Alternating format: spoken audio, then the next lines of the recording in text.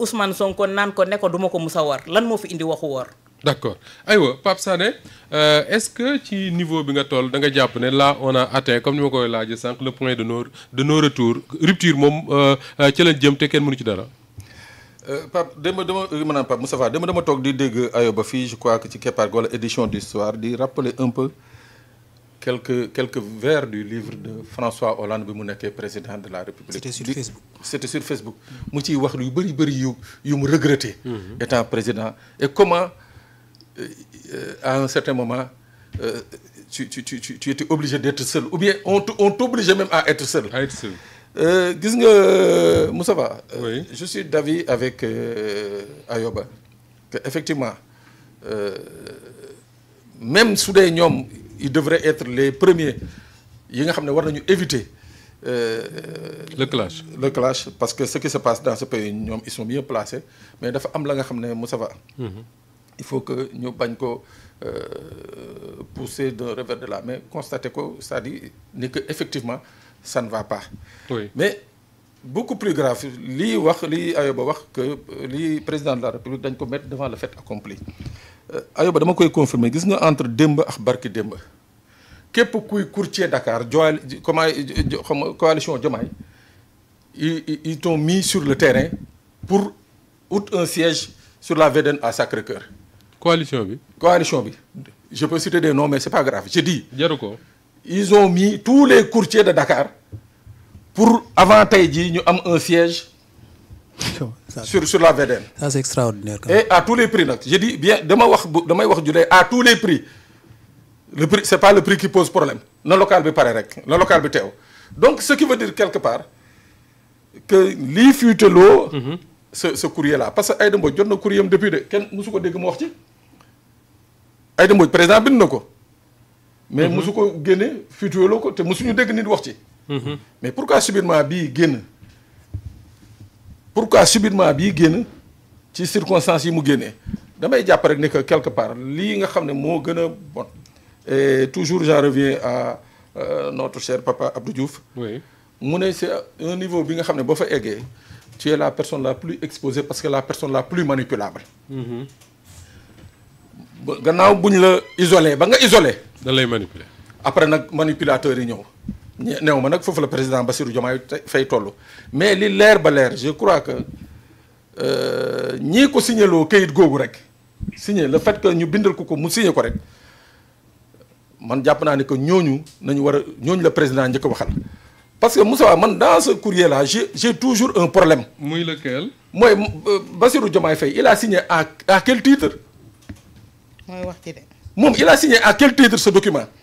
président de la c'est pas moi. président coalition Diomaye. Wala personne morale de la coalition. personne morale de coalition boobu. Et que fait-on de la coordonnatrice. Que fait-on de la conférence des leaders. Des leaders voilà. mais c'est-à-dire que foofu la problème bi commencé ñii ko signaloo këyit googu ñooñu mooy le véritable problème léegi nag je suis d'accord que tey kilifa la. mais nañu d'accord encore une fois ni que lii c'est pas des affaires de la République. bii. waaw c'est bon à préciser. C'est pas des affaires de la République c'est des affaires de politique politicienne donc nañu fexe rek ba bàyyi ko ci cadre bi mu nekk bañ ko dugal ci cadre bi nga xam ne moom lay di wax moom lay ragal. mooy ñu yóbbu ko au niveau étatique parce que buñ ko fa yóbboo rek effectivement booba on sera obligé de voir la main du président de la République mais man jàpp naa ni que ba tey jii tey. c'est Bassirou Diomaye Faye. candidat. Oui. Ancien candidat de la coalition tey jii moom mooy wax ce n'est pas encore le président de la République même bu dee dégg naa gis naa dans l'Observateur. oui ñu ne wax na ci en conseil des ministres il en a tenu en conseil des ministres et là c'est encore beaucoup plus grave. grave c'est pas le lieu. là c'est encore beaucoup plus grave mooy que li Awa wax li ñu doon dig ay rupture ak yooyu mais il y a rien de ça et il y aura rien de ça. parce que bu dee dañu mën a jël mbirum politique dem ba conseil des ministres.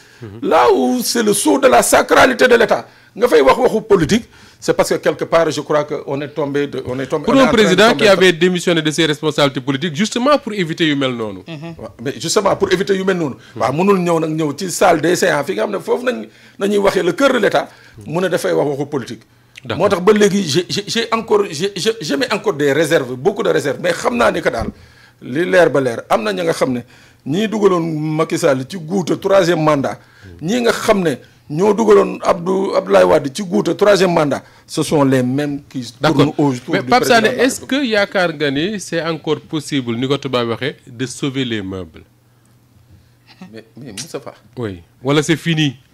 lenn daal moo am j'ai dit oui il faut qu'on taise d'abord les égos des deux côtés. des deux côtés ba pare il faut que ñu mën a def nag la différence entre la République et Pastef c'est ñoom ñaar ñëpp nag il faut que ñoom ñaar ku ci nekk ci ñoom ñaar oui nga xam ne Pastef la même si c'est le parti au pouvoir. même si c'est le parti au pouvoir l'État c'est l'État te boobaa autant Bassirou Diomaye Faye ni mu mandoo ci mbirum Pastef autant noonu lay mandoo ci mbirum Diomaye président.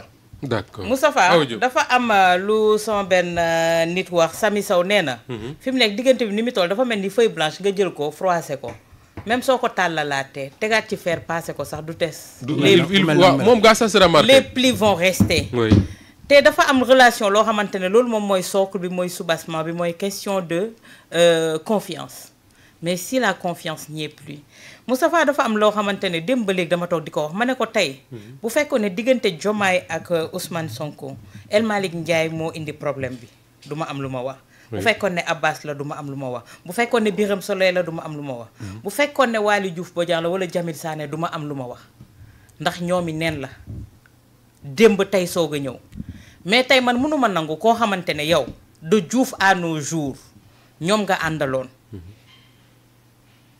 ñoom ñëpp ñi ci nekk seen loxo takk ci tey ñooñu tey bëgg indi benn divergence boo xamante ne ça secoue la République. est-ce que cette divergence là nekkul rek la partie visible de l'iceberg que ni am na leneen am na beneen soubassement boo xam ne moo gën a comme dit Ayoba moo gën a sori fuuf ay waxu Aminata Touré ak Aïda Mbodj. non même su dul Aminata Touré du Aïda Mbodj ñeneen ñoo xamante ne ñi ngi ci Moustapha. ah ñi ngi d'accord.